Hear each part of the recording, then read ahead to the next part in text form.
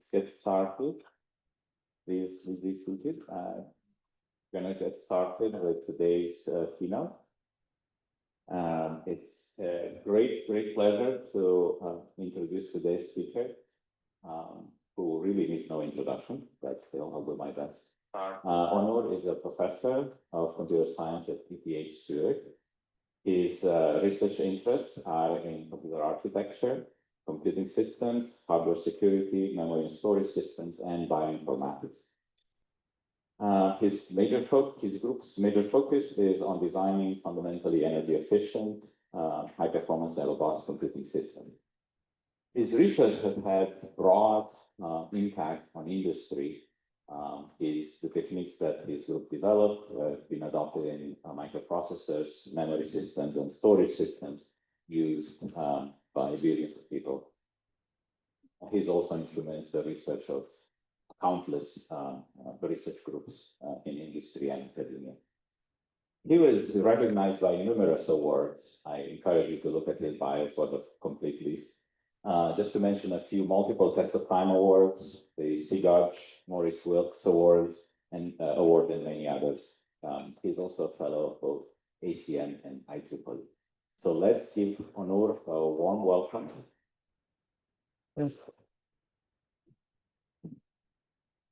Thank you very much, Radu, for the invitation, and thank you for this nice introduction. It's great to be here back in Seoul. I think last time I was here was like 10 years ago, although I used to come a lot more regularly. Hopefully that'll change from now on as well. I don't know if you can see the slides, but it's coming.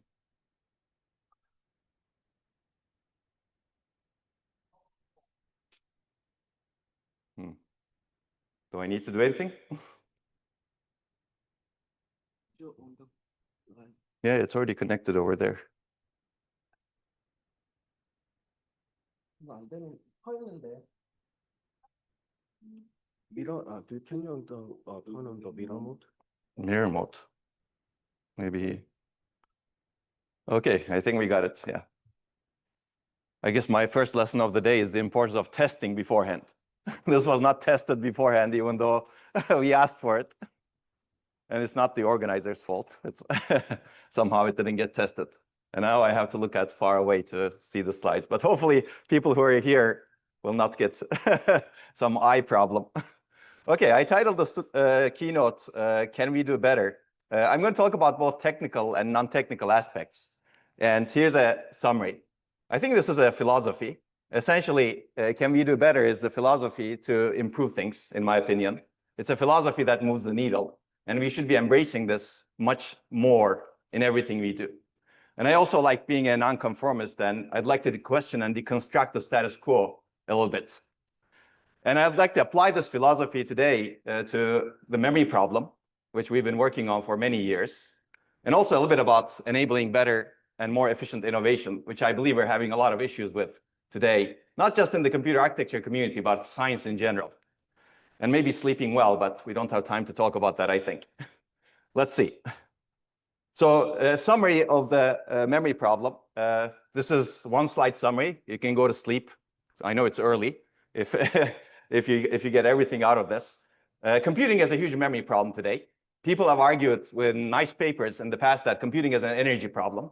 I would argue that most of that energy problem, and that paper also shows that most of that energy problem is due to memory. And memory is really responsible for many things: performance bottlenecks, energy consumption, robustness problems, monetary cost, hardware real estate. And this problem is becoming much worse with more data-intensive workloads. And I believe we can change it. We can solve it by changing the paradigm, by designing much more memory-centric systems. And in this talk, I'm going to show you two areas where we can do better.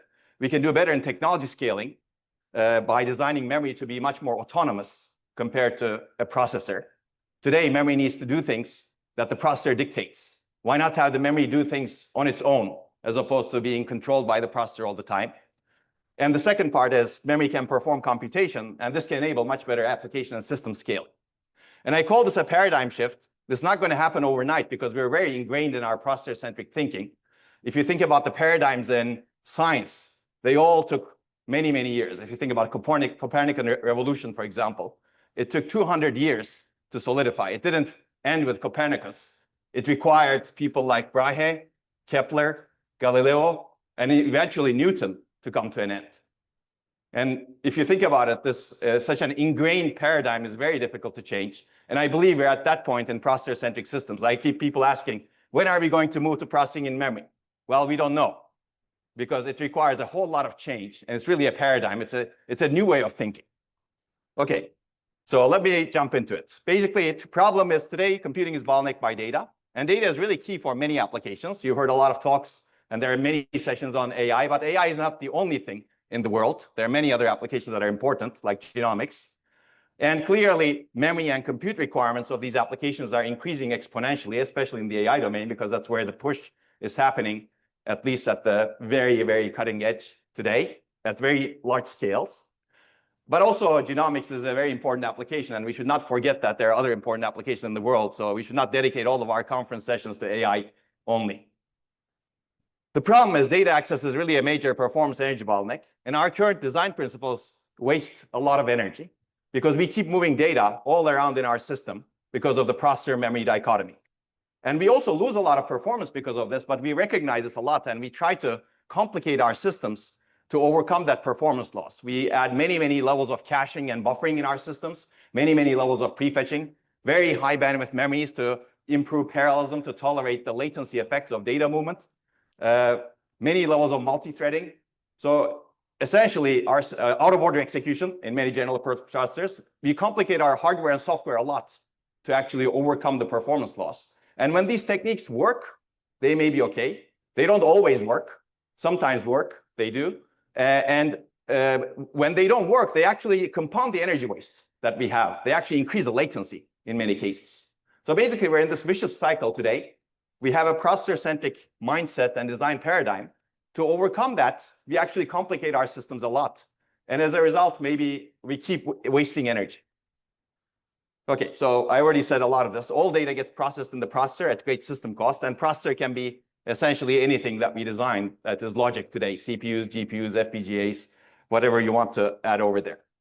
So I'd like to take a critical view on this. This is my picture that I drew in XFIG in 2008 when I first wrote my NSF proposal while I was at Carnegie Mellon. And I like this picture because it's kind of nice. It's still the same, the system today. The cores may have changed. Essentially, we have a distributed system of cores or heterogeneous accelerators in our system. And those are the computation units. This is a single node we're looking at. Everything else in the single node is dedicated to storing and moving data. Caches interconnect, other caches, other interconnects, other caches, other interconnects, storage, etc. So most of our system is dedicated to storing and moving data. If you do the calculations, 95% of the hardware real estate. I'd like to take the critical view, and a critical view actually could be taken with a blank slate. And my good representation of a blank slate today is a 10-year-old kid. If you were a 10-year-old kid, how would you design a system? Because a 10-year-old kid doesn't have vested interest, is not making money. And maybe they will make the right decision at some point that's good for energy or something like that. So give this picture to a 10-year-old kid. This is an experiment to do, perhaps, for some of you. And ask the question, I'm dedicating almost all my hardware real estate to memory and storage. Should this be my problem? They will hopefully tell you that you're putting all your effort there. That shouldn't be your problem. But unfortunately, our systems are still bottlenecked by memory and storage. So that was hardware real estate. Let's look at performance. There are many, many studies. I'll pick one study from Google 10 years ago, a beautiful paper, ISCA 2015. Essentially, they analyzed all of their data center workloads, and they found out that most of the time in all of their data center workloads is spent on waiting for data on a cutting-edge processor from memory. The processor is doing what it's supposed to be doing only 10 to 20% of the time, which is finishing instructions. Again, take the perspective of a 10-year-old kid. Ask the question, I designed the system. The goal of the system is to finish instructions. It's doing what it's supposed to be doing only 10% of the time. Is it a good design? They would be honest with you and they would say, go design something else. Okay, that was performance. Let's take a look at energy. Energy is even worse. Again, I borrow a slide from Bill Daly from about 10 years ago. The numbers have changed, but the relatives have not changed as much. A complicated arithmetic operation, 64-bit double precision floating point operation, 20 picojoules, and memory access, 16 nanojoules. That's 800x difference. If you optimize, maybe you'll get to 100, 150, 200x. Still, there's a huge difference. The question is, does it really make sense to move the data, all of the data, to the processor to actually optimize for energy? This is actually not a dogma. It's really an optimization problem. And Memory has very nice slides showing that you need to actually reuse the data many times, thousands of times, to overcome the energy differential of memory access versus compute. And the question is, do we have that levels of reuse? Can we get to that levels of reuse in our systems? In many workloads, that's not the case. In some workloads, that may be the case. And this problem becomes worse if you actually make computation cheaper, which is what we want to do and what we are doing. If you have a 32-bit arithmetic operation, integer operation, the disparity is 6400x. If you go to 1 bit, 2 bits, that disparity will increase. And we're not even talking about storage yet. Storage, add another 10x over there, so 64,000x. Now go back to your 10-year-old kid. They would be going crazy. Why are you moving this data? Spending 64,000x to do 1x. Just keep it there. Okay, so we tried to understand the energy cost along with many other people in the community of moving data. And we did a lot of studies with Google especially. And in this work in ASPLOS 2018, we showed that more than 60% of the total system energy is really spent on data movement on important applications like TensorFlow inference, Chrome browser, video encoding and decoding. We more recently repeated the study on edge TPU accelerators. And we found out that more than 90% of the total system energy is spent on memory in large machine learning models. And when you accelerate computation, memory becomes a bigger bottleneck. So actually, if you have a very good accelerator, your memory becomes a bigger bottleneck. So you need to actually design your memory system much better for that accelerator compared to a more general purpose system. And if you're interested, the paper has a lot of data. At the time, the larger models were LSTMs and transducers. And you can see that the memory access, the energy is dominated by off-chip interconnect and DRAM. So basically, we have a fundamental problem. And we should recognize the fundamental problems and try to solve them. Processing of data is performed far away from the data. So how do we solve it fundamentally? We could keep patching it, no question about that. And that's what we've been doing for many years. And that effort should continue. But I would also argue that a bigger effort maybe should be done on changing the paradigm, exploring new paradigms that reduce this problem. These paradigms will not happen overnight, as I said, but it's worthwhile to investigate them so that we can have a better place in the longer run so that we can stop patching things. So we want to enable computation with minimal data movement. We want to compute where it makes sense, where data resides. And sometimes that is actually the processor itself, but many times that's not. And we want to make computing architectures more data-centric. And you can see that there are many places where we can do computation. Today, we're restricting ourselves to this SRAM-dominated chiplet. And there's a lot of darkness in the system, DRAM, storage, sensors, that cannot do computation on the data, even though they store the data or they ingest the data. So in the rest of the talk, I'm going to look at memory as an accelerator. There's another paradigm where you can actually think of every agent in the system, including memory, sensors, etc., as an independent agent that can do everything. That's more of a distributed system. I'm not going to go there. We're going to look at the accelerator model because we know how to design accelerators, and we've been doing so much of processor-centric accelerators. Why not have memory-centric accelerators as well? Even with that accelerator model, there are a lot of challenges. Basically, if we store data in our memory, I'm going to focus a lot on main memory, a little bit of storage maybe, but mostly main memory, DRAM. If you want to ask DRAM, can you execute this function, instruction, or application for me? You need to change the interfaces, essentially. You need to also design the DRAM or memory to be compute capable, memory controllers to communicate information. You need to design the processor perhaps differently once you have computation capability. You need to design the communication units carefully so that you can communicate nicely. You need to change the hardware and the software interfaces. You need to change the system software, compilers, and languages to actually take advantage of this efficiently and also easily for many people in the world, because many people in the world don't want to actually even know how computation happens, right? That's happening in our world today. And you actually need to change your algorithms to match the hardware as well. And my favorite over here is really the theoretical foundations. If you think about the theory of computation, that's very processor-centric. We count operations to get to the big O notation, big theta notation, but maybe we should not be doing just that. We should probably be looking at data movement, right? If that's actually important. So we don't have a data-centric theory of computation today. So I should also say that this is not a new idea.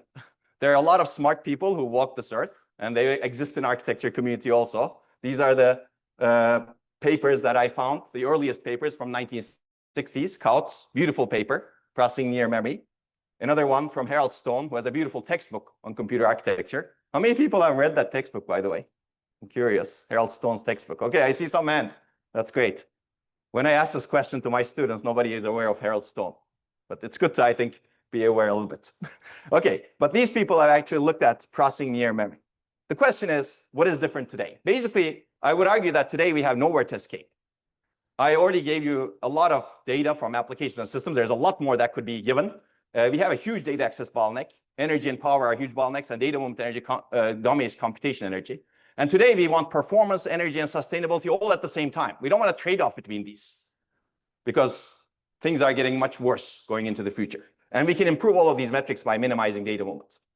We also have huge problems with main memory technology at the device and technology levels, and I'm going to start with that actually in this talk. Memory technology scaling is not going well. For example, there are problems like RowHammer, and these scaling issues demand intelligence in memory, and DRAM manufacturers are already putting computation inside the DRAM chips to solve these issues. So if you already have computation inside the memory chips to solve these issues, why not add more computation inside the memory chips to do acceleration and other things? And I believe emerging technologies are important, and they can enable new functions in memory. So we're squeezed in the middle.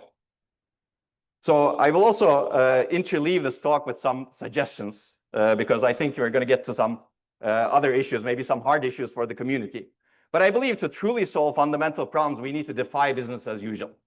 Business as usual is easy, and relatively easy, I should say, even though there are a lot of difficulties over there as well. But business as usual doesn't change the paradigm. So you don't need to resolve a lot of the issues that we're going to talk about. But if without defying that, you cannot really get to something much better and much bigger, in my opinion. And a good mindset is, what would a smart 10-year-old kid do? I also like Robert Frost, so I'll read this poem over here. We want to take the path less traveled. And he says in 1915, when the US civilization was actually probably at higher points, I shall be telling this with a sigh, somewhere ages and ages hence, two roads diverged in a wood, and I took the one less traveled by. And that has made all the difference. Okay, take that as an analogy. He may be telling something else, actually, in that poem. Okay, again, US civilization at its height in the 1800s. People should be nonconformists, I think. Okay, let me jump into memory technology scaling after that lighthearted thing. So we've been doing a lot of studies using real DRAM chips, building a lot of infrastructure to understand the technology scaling issues that are happening with DRAM and flash. I'm going to talk about DRAM in this particular talk. We built a lot of FPGA-based infrastructures. This is our lab at ETH. We keep building up. You can see a lot of FPGAs. We want to actually put more there so that we can understand the capabilities as well as downsides of existing DRAM chips. This is the infrastructure at CMU where we did a lot of RowHammer experiments. And the bottom right one over here is the first infrastructure that we built in 2011. We open sourced these infrastructures, SoftMC, which was published at HPCA, and then DRAM Bender, which was not published at a top conference because it was rejected multiple times. And we acknowledge all of those efforts. But it's still been useful, and people actually here have been using it with nice results in Korea. Okay, I'll tell you the story of a couple of things. With this sort of infrastructure, you can study a lot of issues. RowHammer is one issue that we've extensively studied. So the problem with RowHammer is that you can induce bit flips in existing DRAM chips under regular operational conditions by keeping on activating a single row. The idea is if you activate one row, you apply high voltage to the word line, and this application disturbs cells around it, which means that cells, some vulnerable cells lose charge a little bit because of the cells are too close to each other and the cells are too small, they have too little charge. Now, if you keep doing this repeatedly, meaning pre-charge the array, apply low voltage, and then keep apply high voltage, low voltage, high voltage, low voltage, high voltage, low voltage, activate pre-charge, activate pre-charge, activate pre-charge, and DRAM, it turns out some vulnerable cells in physically nearby rows lose charge little by little and eventually deplete their charge. So you corrupt the cells. This is silent data corruption.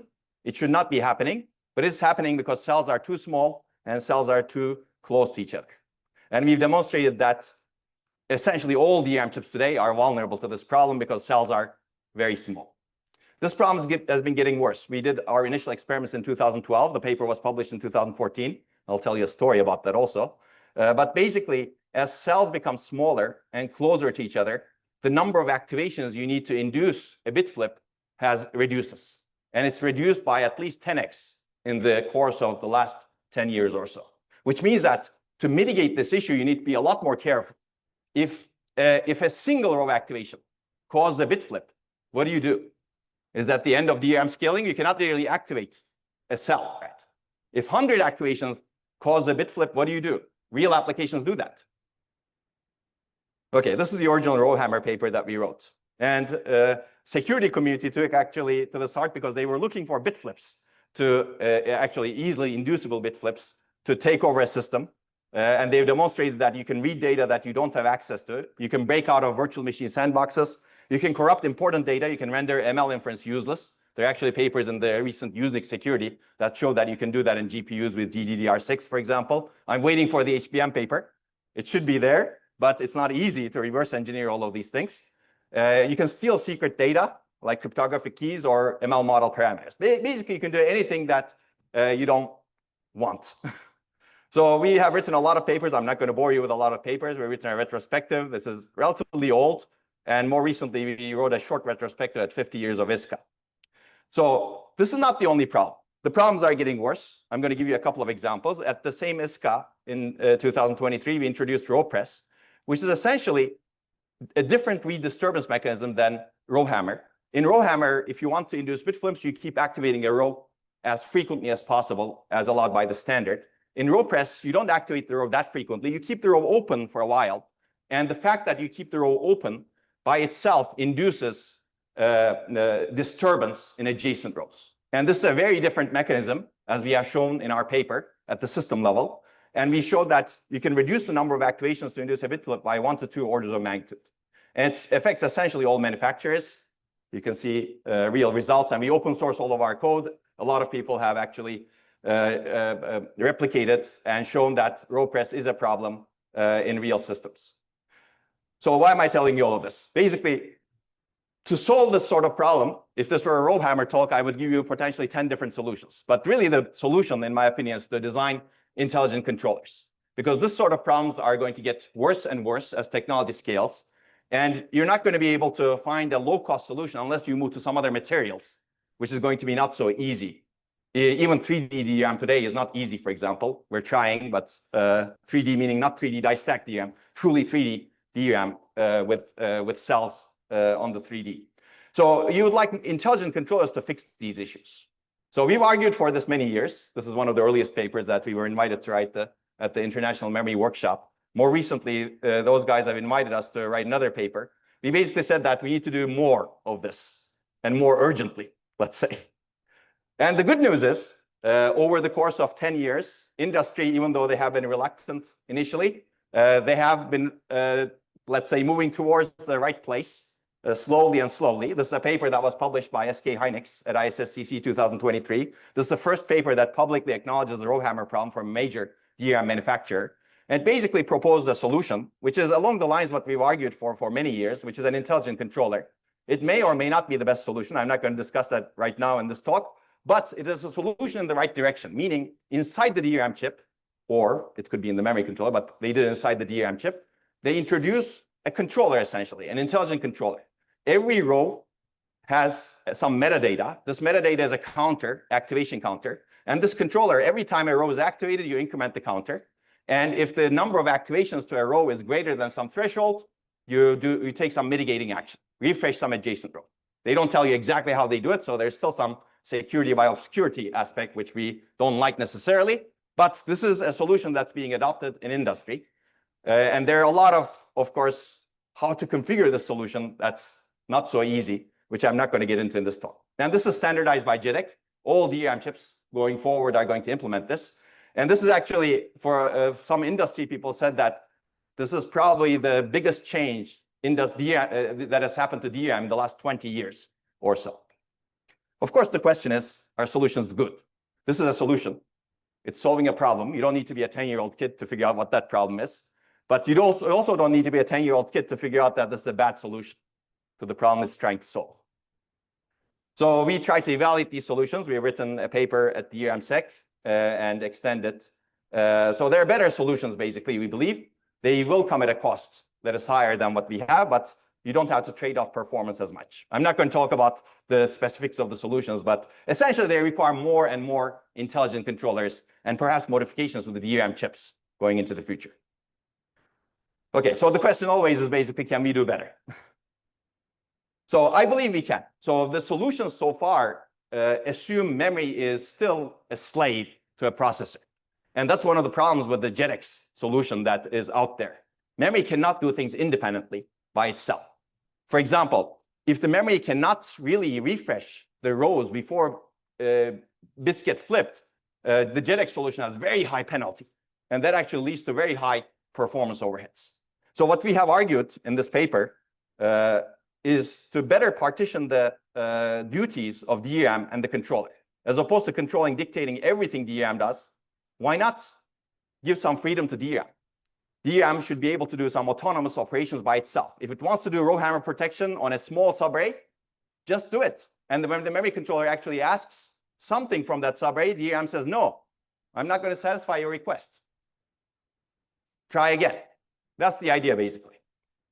If you actually do this, this requires very little change, a small pin that you need to add to a DRAM chip. This is a huge change in DRAM. In my opinion, this is a very little change in the grand scheme of things, and this sort of idea should be encouraged going into the future. This way, you can partition the work much better. Memory controller does what it's good at, what the processor designers are good at, and the DRAM chip does what it is good at, what the DRAM designers are good at optimizing it for. For example, they can optimize for refresh. The memory controller doesn't need to say refresh, refresh, refresh, refresh, refresh, refresh. The DRAM itself can do refresh alone. It can do RowHammer protection. I believe this can partition the work nicely. This is a more principled approach. It does disrupt the status quo. No question about that, because it does change how the memory controller is partitioned, because today the memory controller is not partitioned. It's in the domain of processor designers. So we have shown in the paper that you can do better refresh, better RowHammer protection, better memory scrubbing without changing the interface. You could keep updating what you do inside DRAM, and the interface stays constant. Today, if you want to change the interface, it takes a multi-year effort, and you have to convince 390 plus companies in the JEDEC committee, which is very, very difficult to do. That's why many, many good ideas in DRAM space have been declined. Okay, so that's self-managing DRAM. I have a little story about this. It took us 7 iterations to get this paper published. If I were in JEDEC, this could have been easier to publish. I'm not in JEDEC for many reasons, but basically we thank all the reviewers for this. But I will raise the issue. Are the reviewers asking the right questions? Are we really trying to move the needle in research? Are we being worse than JEDEC? These are some of the comments we received. What are some business impediments? The idea is commercially unattractive. I will not read everything. These slides will be available. You can take a look at it. I like this one. Radical idea. I don't consider it radical, but okay. Complex and requires co-design, likely will remain as an academic work. Reject. But the good news is research-oriented reviewers also exist, and they do see the value. The problem is I don't think our review processes are tailored towards people who see their value to actually push a paper in. And I believe we need to do more in our review process so that people who see the value in a paper can actually get it in, as opposed to a majority vote. Okay, this was accepted after 3.5 years. It takes a lot of resilience for a student to stay that way. And this causes, in my opinion, mental health problems in our community. And we should be a lot more careful about that. Okay, so basically defying business as usual is not easy, as you can see. But I would say that do not be shackled by standards and reviewers. And sometimes reviewers are too shackled by what the industry is doing, what the standards are. That's business as usual.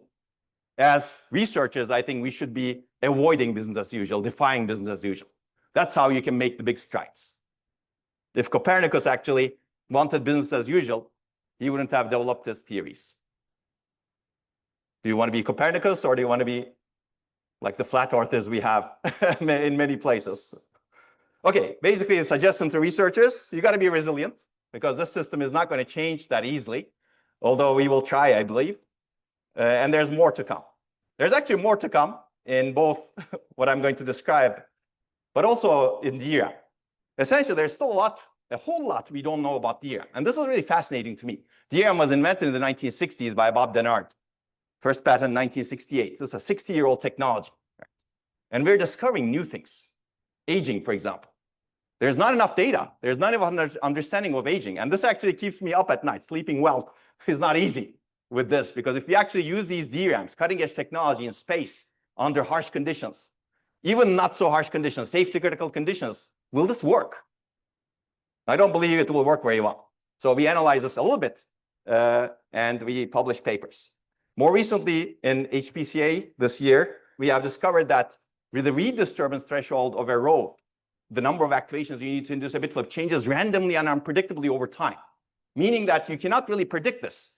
There's a quantum-like effect that causes this randomness. We don't know the reasons for this, actually, underlying device-level reasons. There are no device-level papers that describe this. We're discovering these things at the system-level testing.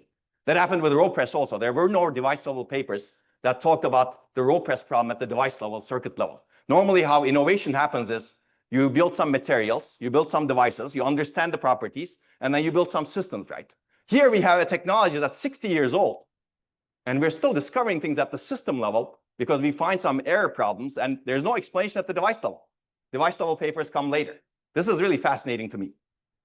So that's variable read disturbance. At this conference, Ismail will present something that may become much worse into the future. It's not a big problem currently, but the scaling trends show, according to our results, that a single row activation flips bits across 3 DRAM subarrays, and it's very difficult to protect against this. So we should be actually publishing work earlier than it becomes a problem in real systems. And in another work at ISCA, we have shown that if you're doing processing using DRAM, which I'm going to talk about, RowHammer becomes much worse, actually. So there are a lot of interactions in these things. Okay, you may say that, okay, this is 60-year-old technology. What about less older technology? I think all of the technologies have their problems. I'm not going to go into that. But some of these technologies off the bat require intelligent controllers. That's why we keep building our laboratory for understanding memory. And I will say that despite all of the, let's say, negative comments that you receive, researchers should still follow their passion. They should not get derailed by naysayers. And infrastructure building is really important. We actually invested a lot into this infrastructure since 2011. We're investing even more today. And I think that can enable some new discoveries. But this requires hard work. Infrastructure is something that not many people appreciate, unfortunately. And when you sometimes build infrastructure, people find bugs and write papers about it. Instead of writing papers about it, which may be wrong, you can actually come and talk to people who actually build the infrastructure. So this requires a lot of resilience also. Okay, let me just quickly give you, if this was a RowHammer talk, I would talk about a lot of RowHammer things. RowHammer is actually very interesting today in many communities. I'll flip through these slides. This is the row press explanation that came after the row press paper at the device community. And finally, there are serious changes in standards. And Girai has written a PhD thesis on this. This is one of the state-of-the-art theses. There's more coming up. This year, there were read disturbance sessions at HPCA, ASPLOS, ISCA. We had a DRAM sec you can find on YouTube. Usenix Security has 7 papers. I was actually surprised to see that. I thought RowHammer would die by now, but now we have 7 papers because it's a technology scaling problem. They're actually quite interesting papers over here. And we have some read disturbance papers at Micro as well. Although one of them is classified under superconducting systems. So maybe there's something that we need to figure out, superconducting and RowHammer. Now, let me give you a little bit of history because I think there are a lot of students over here. RowHammer sounds very interesting, I think. This is the original paper. It led to a large body of work, large industrial efforts, and the work continues, and I believe it is going to continue. But initially, it was dismissed by reviewers. It was rejected from Micro 2013. We could have published it, let's say, 1 year, calendar year earlier. And these are the reviews that we received from Micro. You can see that the reviews are very divergent. There are a couple of people who really like it. There are 4 people who really hate it, let's say. And let's take a look at why. So one person says security is not realistic. Essentially, this doesn't happen with real workloads. And we did not show it with real workloads, although RowHammer in the field was discovered when running a real workload before we did our studies. But this reviewer clearly didn't know that. They said security is not important. If you show me a real workload does this, come back and publish. Should that be our bar for publication? Okay, we basically say security is just as real. Okay, did you verify it with DRAM manufacturers? Have you ever talked to a DRAM manufacturer? Sorry, we're in the DRAM land over here, but we did actually talk to DRAM manufacturers, but we cannot write everything in the paper. No architectural content. This is another reviewer. Essentially, may not spur on future work. And they say this is an excellent test methodology paper. So go and publish it somewhere else. I think this is very closed-minded. We should really not do that to any of our students. Our community can generally only observe, not correct such problems. Well, I think hindsight shows that. Okay, let's see. This is a very well-known novelty, 0. The good news is in ISCA, we got better reviews, even though the paper did not fundamentally improve. The problem is the same. We did test more chips. We improved the evaluation of it. Writing is probably better. Yes, no question about that. Did it require an iteration to get this published? That's a good question. Despite all of these, there are still 2 reviews, which is actually very interesting. One of them says, this is already done on YouTube. There's a 3-minute YouTube video which dedicates 10 seconds to talk about RowHammer. It doesn't exist anymore, gone. I tried to find it yesterday night. I couldn't find it. Basically, this is very well known, already done on YouTube. I actually know that video. That video was done by Mark Lantane in the MEMCON conference after our first paper was submitted and rejected, October 2013. It's a 10-second video that talks about testing for, let's say, activate precharge issues in the DRAM. Okay, and then this is very interesting. I find this very interesting. Basically, the relevance of paper to the ISCA is low. You should submit it at most at ITC or DSN. Those are not good conferences. We're ISCA people here. I'm not even sure that you can publish it over there. Okay, there's a rebuttal. I'm going to skip that. Another review, RowHammer appears to be well known and solutions have already been proposed by industry to address the issue, which is not wrong. We actually talked about the patents that Intel filed to solve this issue in our paper. Okay, basically a testing and reliability venue, go away from ISCA. My preference would be to see a much shorter characterization section. That's the value of the paper, I would argue. Okay, there's rebuttals that I'm not going to talk about. So basically, as evaluators of scientific work, can we do better? These are my suggestions that I presented. If you have seen me given a talk 6 years ago at ISCA 2019, I presented this. And I will go over this a little bit more today because I think we have an even bigger problem today compared to 6 years ago. Basically, let's just be fair. We do not know it all. Nobody knows it all. We do not know the past, present, and definitely not the future. We do not, because of that, we should be open-minded.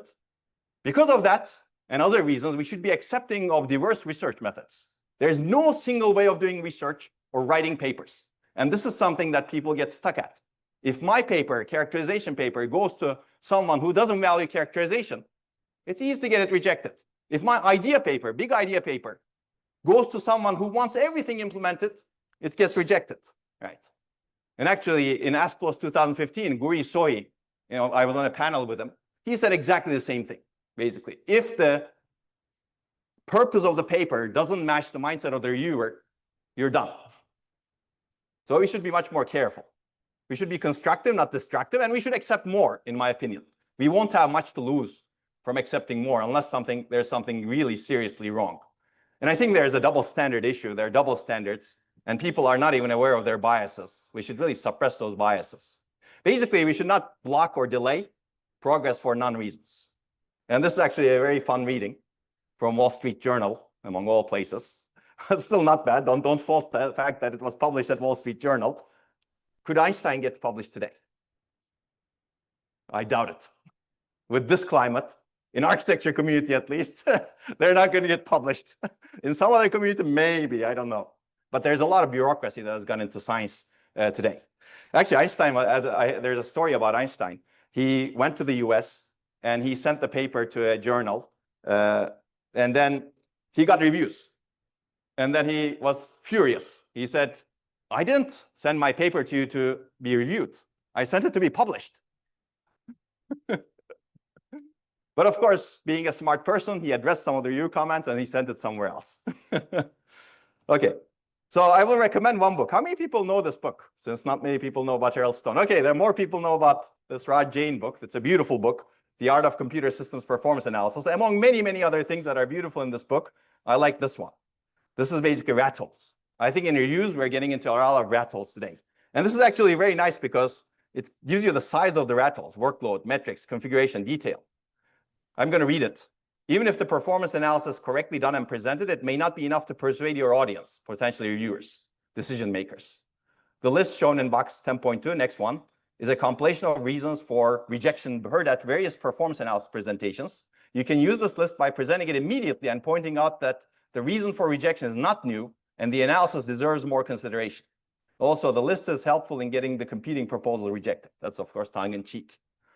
So you can see that the most common, and any analysis can be rejected simply on the grounds that the problem needs more analysis. This is endless, right? When do you be satisfied, basically? And we see this in many reviews, in Shepard's, etc. The second most common reason for rejection of endless analysis and endless debate is the workload. Since workloads are always based on the past measurements, their applicability to the current or future environments can always be questioned. I'll have a story about that later on. Okay, I'm not going to read the rest, but you can look at this cartoon. And this is 26 reasons that he has for reasons for not accepting a paper, let's say, from my context. And the last one is my favorite. Why change? It's working okay. This goes against the can we do better philosophy. But this is a beautiful book. I'd recommend people to look at it.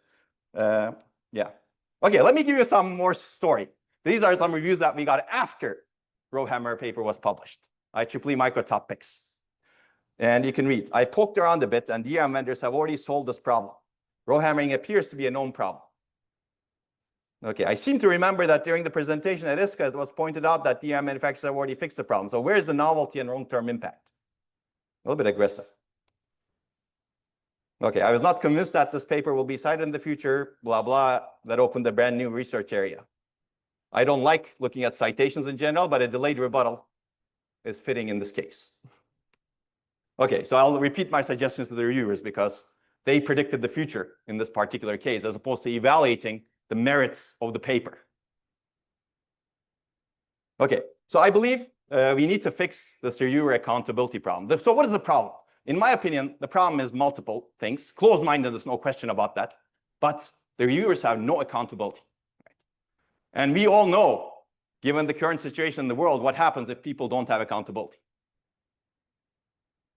So just like main memory needs intelligent controllers, research community needs accountable and open-minded reviewers. And this is a fundamental problem, in my opinion. If there's no accountability, you will keep patching and patching and patching and patching and patching existing system, increasing the load on the system, making it worse and worse for everyone, authors, reviewers, PC chairs, and you will not solve the fundamental problem. And everybody will go crazy. Okay, so if we want to patch the system a little bit, at least what we could do is accept papers liked a lot by some reviewers. Ignore the negatives. Don't do things based on majority voting. A majority agreement should not be necessary. Avoid increasing negativity and bias. For example, don't anti-champion papers, please. We already have enough negativity in the system. And my litmus test in all of these is, what is our goal? Why are we doing what we do, right? This is not a competition. Sometimes I get weird comments from reviewers saying, oh, you played with the font sizes, formatting a little bit. This is not fair to others. Come on. What is our goal here? Our goal is really to advance science, right? That's what the conferences should be about. The conferences are not about competition, right? I mean, I'm saying this because I've written a lot of papers, but my goal in writing papers is not writing papers. My goal is really to advance science and have impact, right? And that should be our thinking going forward. And not everyone needs to agree on acceptance of a paper to achieve that goal. Okay, so basically that was for the reviewers, but as students and producers of science, can we also do better? I think we can. Basically, we should not get derailed by naysayers and toxic comments. You can control what you can control, right? You cannot control what someone says about your work unless there's an issue in your work or there's an issue in your writing. Be resilient. Focus on learning and scholarship. That's the main thing you can focus on because some things you cannot change. In the end, I think the quality of the work defines impact. And I believe if you work hard, you can enable that and you can make a great or good impact on the world. And people should not be derailed if they want to make that impact. I will suggest this reading by Richard Tamming, you and your research. Probably many of you have read this one. He has a lot of good advice to researchers. Okay, let me switch gears a little bit, talk about processing near and using memory. I'm not going to talk about processing near memory. So processing in memory has two types, in my opinion. Processing, you have logic and memory. You put logic closer to memory. That's processing near memory. That's already happening in industry. It requires more work to happen, not easy, etc. But it's a bit shorter term. Processing using memory says, forget about logic. We have memory. We're going to use the memory as a computational device. We're going to use the analog operational properties of that memory to do computation. So I'm going to talk about that. I'm going to skip these slides on processing near memory, even though there are a lot of interesting stories, including some work that we've done with Seoul National University here. This paper was rejected from Micro because of me, because I was on the program committee and I could only have 2 papers accepted. And these poor guys couldn't have the paper accepted in 2014. So I apologize, but that's another example of bad rules that we have had in the community. Okay, and now it's actually a short retrospective. Okay, there are many examples that I'm not going to talk about. I'm going to talk about processing using memory, essentially focusing on processing using DRAM. And we can do a lot with DRAM.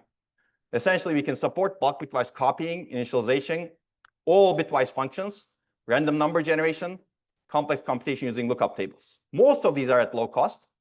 We're going to use the analog computational capability. And the primitive is activating multiple rows in sequence or concurrently performs data movement or computation. That's the idea. And it turns out even in commodity off-the-shelf DRAM chips, you can do it by violating the timing parameters.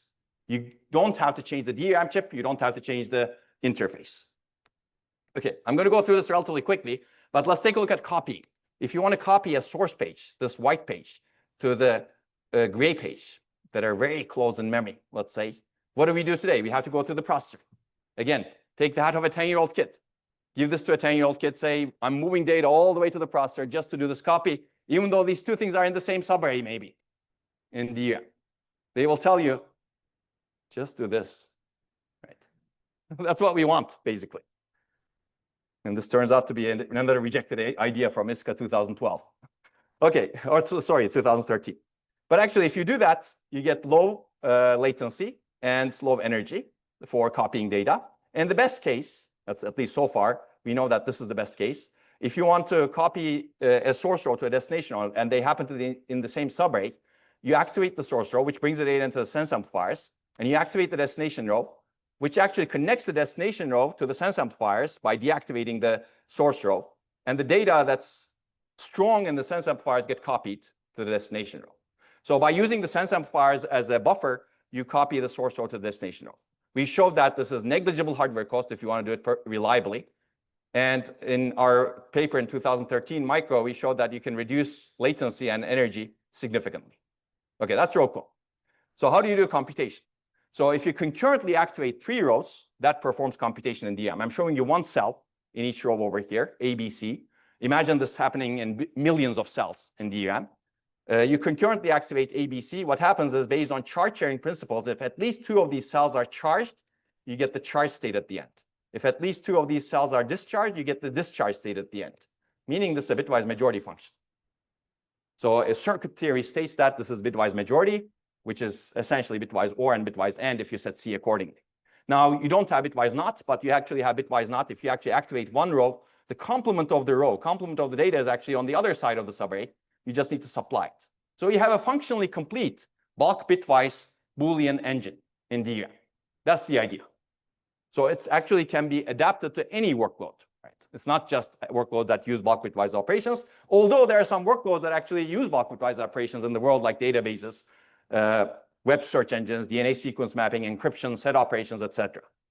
And we have shown that you can actually improve performance significantly by mapping a bit viewing database, which was developed at the University of Wisconsin, at Jignesh Patel's group. You can improve performance and energy significantly. So that's Ambit, basically. Let me give you a brief history. Essentially, this was rejected 4 times. Okay, maybe 5 times. I have a typo over there. I need to correct that. Okay. Let me count. 1, 2, 3, 4, 5. That should have been 5. Sorry. So this is what the acknowledgements over here actually serve as history that corrects my own wrong writing as well, as you can see.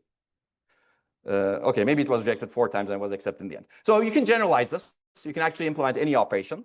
And you can actually make it more flexible by modifying DRAM. If you want to actually have smaller bit width operations, you make DRAM more finer grained, enable access to each mat separately. This is fine-grained DRAM. There are many works on this topic. This way, you can actually execute some things on one mat and some other things on another mat. That's now a multiple instruction, multiple data model, as opposed to single instruction, multiple data model. So you can actually have a bulk bitwise engine in DRAM that's much more capable, much more flexible. So we have our own fine-grained DRAM design that I'm not going to talk about. Of course, you need to add some things for aggregation and reduction operations internally. And you can map an existing compiler, LLVM compiler, to ease programmability so that you can actually discover this parallelism in the workloads and map them nicely to the DRAM mats. And that's what my student Geraldo did in his thesis. I'm not going to talk about that, but you can actually do this completely transparently to the programmer with a lot of work and effort. And in the end, we get significant performance and energy improvements compared to existing devices. I'll not go through this in detail, but the improvements are real because these are a limited set of workloads where we could actually extract that parallelism really, really well. This is not the entire workloads in the world. Okay, so you can also have dynamic precision and flexible arithmetic. I also have an interesting story over here. This was rejected from math class after satisfying all revision requirements. Basically, the reviewer said, it's all good, but we still don't like it.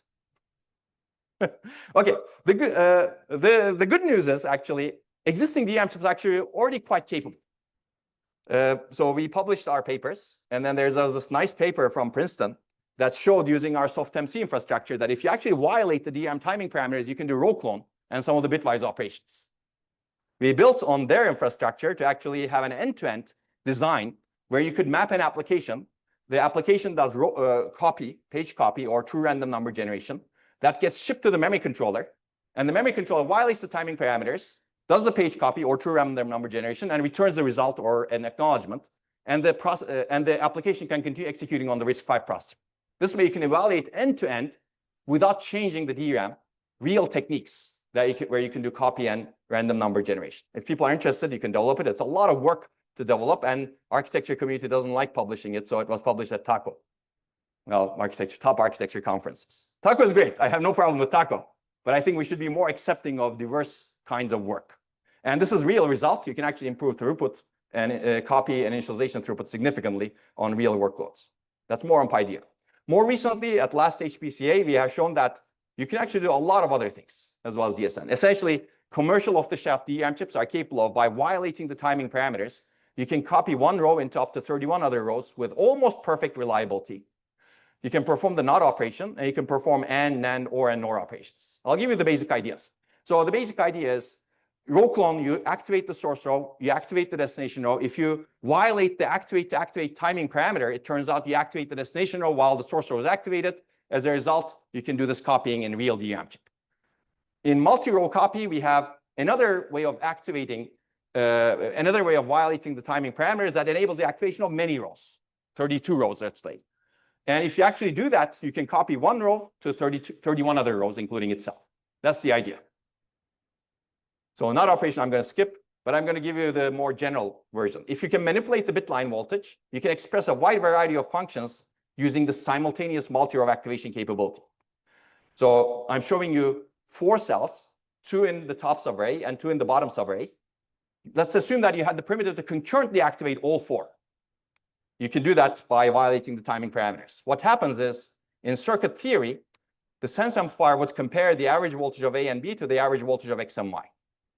Now, if you're smart enough to actually, or if you're capable enough and smart enough to actually put the right values in the reference subarray, I will call, you can perform a function in the compute subarray based on the values that you have in the reference subarray. So if the values that you have in the top 2 cells are VDD and VDD over 2, and there's another beautiful paper from Princeton that shows how to do VDD over 2 in DRAM that we have replicated and we've shown, the average voltage here is 3 VDD over 4.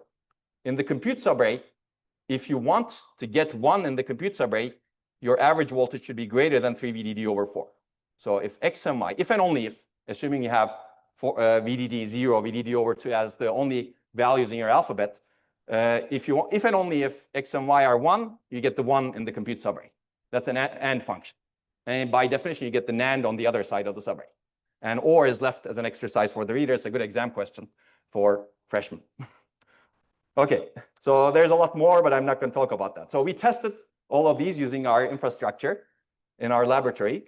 And we were able to induce this, especially in SK Hynix chips. Well, copying is done in all of the chips, but some manufacturers don't allow exploration of their DRAM chips for whatever reason.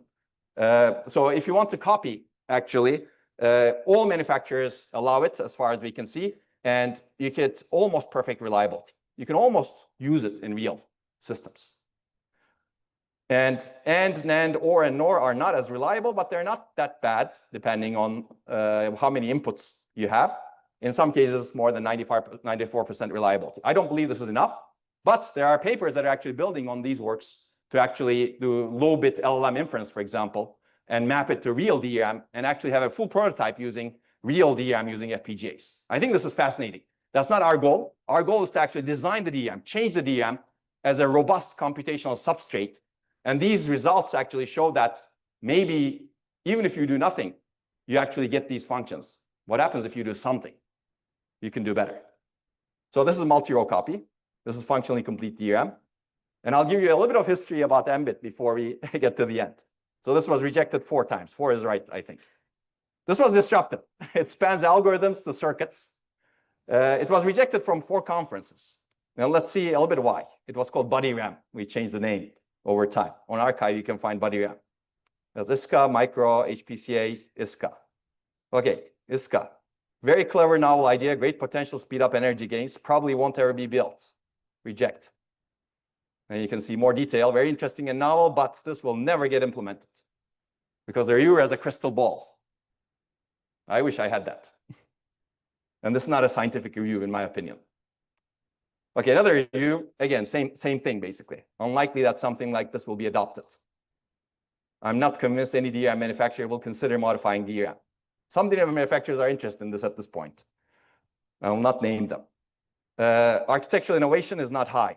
It suits better ISSCC, but you need to fabricate the chip. I wonder if this reviewer fabricated the DRAM chip before. I would love to. Please. Okay. This is very interesting. I've never seen real-world program profiles with hot functions or instructions that are bitwise operations. I would recommend Hacker's Delight. It's a beautiful book. But there's another aspect of this, which is maybe not today. What if you had the substrate? 20 years down the road, maybe you change your algorithms to be block bitwise. So stop innovation because you have never seen a function. But I have seen system profiles that show non-trivial time zeroing pages. Suggest retooling your work to support page zeroing and evaluating that with a full system simulation. Take a look at blah, blah. You might be surprised at the possible impact. Yes, that was the row clone paper we wrote a few years ago. It's interesting, right? Unfortunately, we cannot communicate this easily with the reviewers, and the reviewer has no accountability. As a result, reject.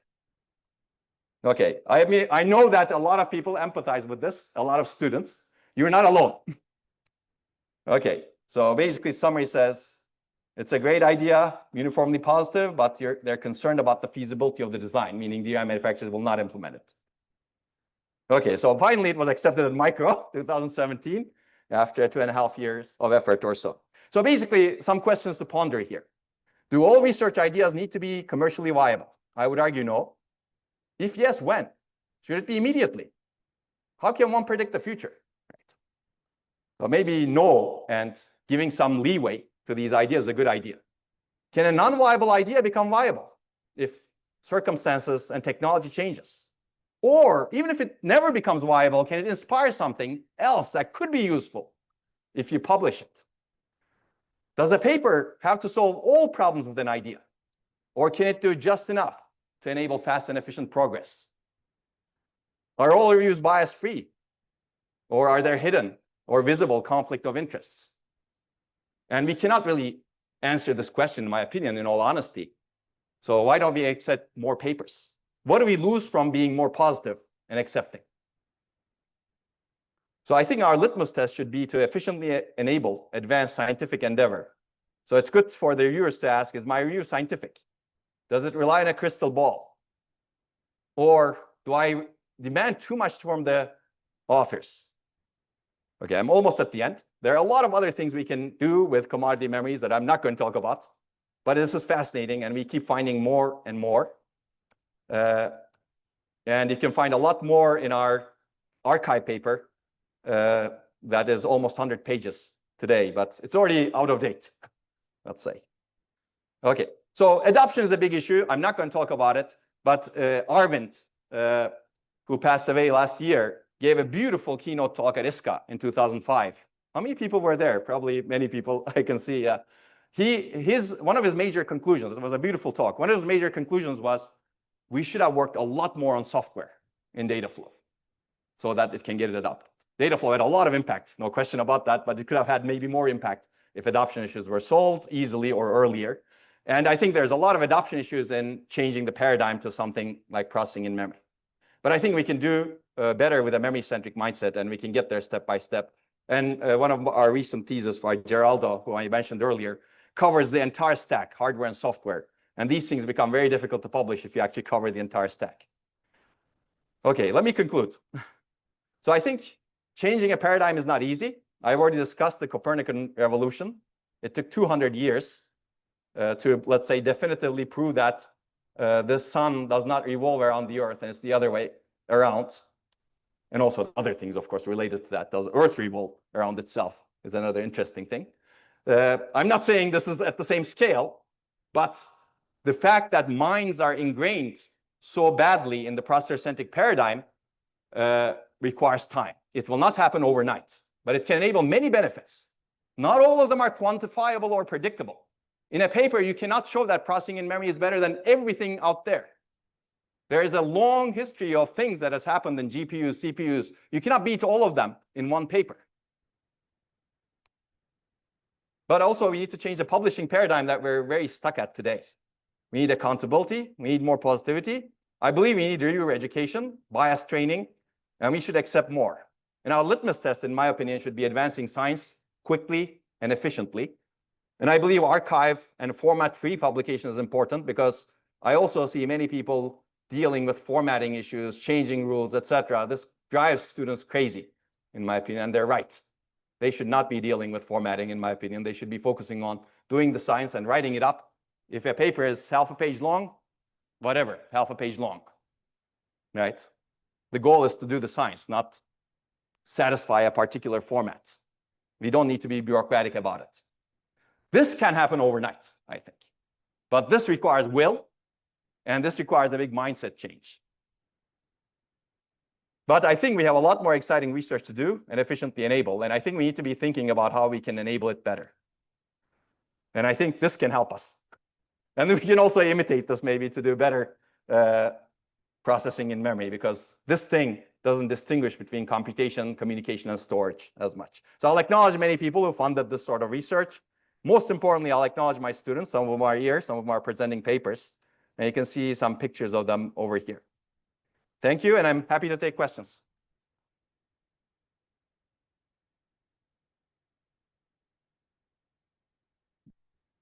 Thank you very much, Onur. Questions, please? Hey, great talk. And so from someone who doesn't do PIM, right? Processing in memory, to me, ultimately is a communications problem. And if the data needs to interact with something far away, let's say you have terabytes of data, and then this piece of data need to interact with another piece of data. Right now, the processor is the communicator, right? So if you need the processor to communicate, you may as well just grab the data, right? So fundamentally, how are you going to architect the communication in such a way that the processor can get out of the way? Yeah. So thank you, Wenmei. That's a great question. And this is actually a problem that multiple works have been tackling in the community. And we do need to solve that problem. I don't have an easy answer at this point. This is another of the research things that people should investigate. One of the issues that we have with memory today, if you look at a DRAM chip, even locally, there's very little communication, right? The DRAM chip, the interconnect, is really designed for moving the data out and in.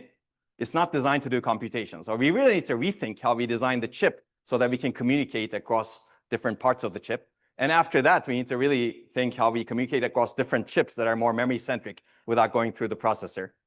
So I think people are looking into it going forward. 3D stacking and emerging technologies will help, no question about that. But I think we need to be a lot more disruptive in how we actually rethink memory. Connectivity is a big problem. Maybe a couple more questions. This name and affiliation. Great talk, Onur. Isha from Microsoft. I had a question about the accept more part of the talk. I know that a lot of people take a lot of pride in getting their papers accepted in conferences with like really small acceptance rates. So how do we reconcile with that? Like we have things like computer architecture letters, but as you know, it's not as popular to submit to things where the acceptance rate does not matter. How do we reconcile? Yeah, I mean, that's a good question. That the reward system is not necessarily set up for accepting more. I agree with that. But again, I think the reward system is also wrong, I would say, because it really is not really rewarding advancing science, right? I think basically it doesn't pass the litmus test that I proposed. The litmus test should be advancing science as opposed to putting artificial limits on what fraction of the papers. Maybe we should have designed a better reward system. And I think this requires a rethinking, which is we're not going to solve right now. And I don't necessarily have all of the ideas. And I don't suggest that my ideas are the right ones. But maybe we should really be having a workshop or workshops on this topic to figure out what is a better way of rewarding papers. So let me give you one system. Everybody puts things on archive. And over time, you evaluate things. Maybe 2 to 3 years later, you figure out with some committees or whatever, some bureaucracy, which papers are good and which papers are bad. I don't want to call it good or bad, but which papers are, let's say, should be awarded some fraction if that's the goal, right?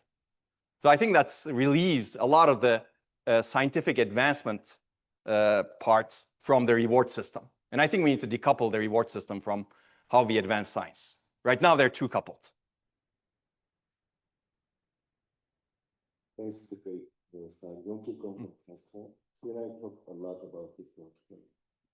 Let me just try to define what DRAM manufacturer do. They're doing their job. You're doing your job, right? So DRAM design has to be optimized highly for cost. And I believe you have engaged in DRAM manufacturers a lot. Let me ask this question in front of this gigantic audience. If you're to serve a CEO for one of the DRAM manufacturers for a day, and you can change only one thing, any actual thing, what would you like to do? Oh, okay. I'll change the mindset. So, okay. I think the problem is, yes, no question, DRAM has been optimized for cost. But that's not necessarily a fundamental thing, right? It's been optimized for cost because of the processor-centric paradigm that we have had. And we don't, in my opinion, DRAM manufacturers are doing what they're doing in a great way. The issue is they know how to do only that thing. Their business model is optimized for that. They don't know a better business model. So maybe if I were there, and I'm not the right person to do this, I would hire someone that would change that business model so that they can actually be less free of that cost constraint. Thank you very much, Onur. Thank you. We're out of time. Let's thank the speaker again. Thank you.